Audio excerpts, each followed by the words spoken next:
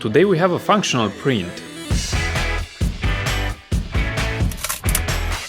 This is a dust collector for drilling into the walls, so you're not doing such a big mess on the floor. Now, let's take this piece of drywall as an example. We just mark our spot, which allows to easily see the mark. Let's give it a try. So, here's the dust, and here's the hole. Let me know in the comments if you want to see more practical 3D prints.